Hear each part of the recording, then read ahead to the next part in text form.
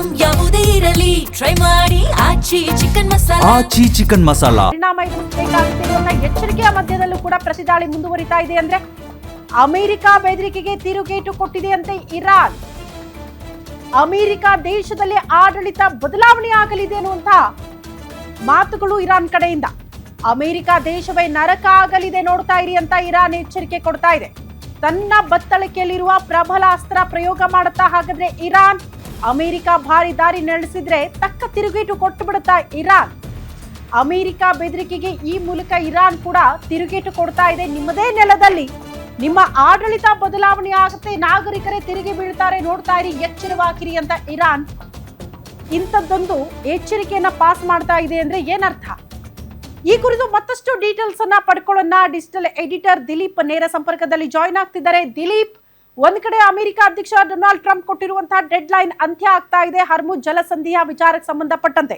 ಈ ಕಡೆ ಇರಾನ್ ತೆಗೆದುಕೊಳ್ಳುವ ಮನಸ್ಥಿತಿಯಲ್ಲಿ ಇದೆಯಾ, ಮಾತುಕತೆಗೆ ಹೋಗುತ್ತಾ ಅನ್ನುವಂತ ಮಧ್ಯದಲ್ಲೇ ಇಸ್ರೇಲ್ ಮೇಲೆ ನೇರ ದಾಳಿ, ಅಮೆರಿಕಾಗೆ ಎಚ್ಚರಿಕೆ ಕೊಡ್ತಾ ಇದೆ. ಅಂದ್ರೆ ಇರಾನ್ ಯಾವುದೇ ಕಾರಣಕ್ಕೂ ಇಟ್ಟ ಹೆಜ್ಜೆಯಿಂದ ಹಿಂದೆ ಸರಿಯುವ ಮಾತಿಲ್ಲ ಅಂತ ಅನ್ಸುತ್ತಾ ಈ ಬೆಳವಣಿಗೆ ನೋಡಿದ್ರೆ? ಖಂಡಿತ ಶ್ರುತಿ, ಏನಂದರೆ ಯಾವುದೇ ಕಾರಣಕ್ಕೂ ಇರಾನ್ ಅಮೇರಿಕ ಆಗಲಿ ಇಸ್ರೇಲ್ ಆಗಲಿ ಅವುಗಳ ಒಂದು ಆಗ್ರಹಕ್ಕೆ, ಅವುಗಳ ಒಂದು ಒತ್ತಾಯಕ್ಕೆ, ಬೇಡಿಕೆಗೆ ಮಣಿಯುವಂಥ ಯಾವ ಸಾಧ್ಯತೆಗಳು ಕಂಡುಬರ್ತಿಲ್ಲ.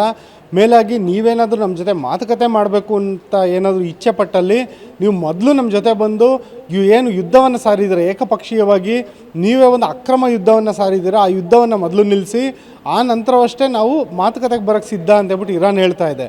ಆದರೆ ಅಮೆರಿಕ ಅಧ್ಯಕ್ಷ ಹೇಳ್ತಿರೋದು, ನೀವು ಹರ್ಮುಜ್ ಜಲಸಂಧಿಯನ್ನು ಓಪನ್ ಮಾಡ್ದಲೇ ಇದ್ದರೆ ಅಲ್ಲಿನ ಅಮೆರಿಕದ ಸ್ಥಳೀಯ ಕಾಲಮಾನ ಮಂಗಳವಾರ ರಾತ್ರಿ 8:30, ಅಂದರೆ ನಮ್ಮ ಭಾರತದ ಕಾಲಮಾನ ನಾಳೆ ಬೆಳಗ್ಗೆ 5:15ವರೆಗೂ ಅಷ್ಟೇ ಡೆಡ್ಲೈನ್ ಇರೋದು.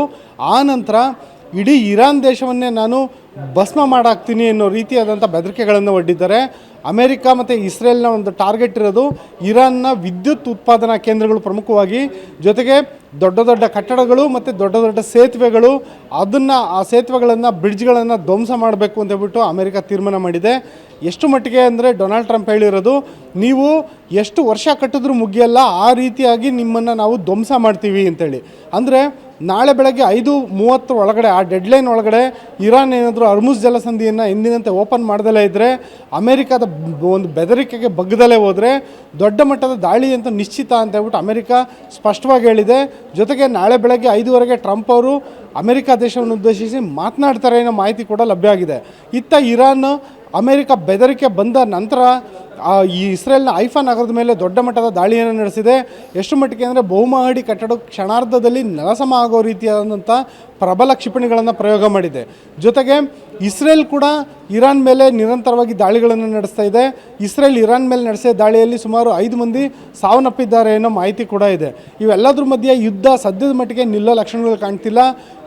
ನಾಳೆ ಬೆಳಗ್ಗೆ 5:15 ಒಳಗಿನ ಏನು ಡೆಡ್ಲೈನ್ ಇದೆಯಲ್ಲ, ಅದು ತುಂಬಾ ನಿರ್ಣಾಯಕ ಅಂತ ಹೇಳ್ಬೋದು ಶ್ರುತಿ. ಒಂದು ವೇಳೆ ಏನಾದರೂ ಆ ಡೆಡ್ಲೈನ್ ಒಳಗಡೆ ಇರಾನ್ ಬಗ್ದಲೇ ಇದ್ದಲ್ಲಿ ಅಮೆರಿಕ ಮುಂದೆ ಏನು ಮಾಡುತ್ತೆ ಅನ್ನೋದು ಈಗ ಎಲ್ಲರ ಮುಂದಿರುವಂಥ ದೊಡ್ಡ ಪ್ರಶ್ನೆ.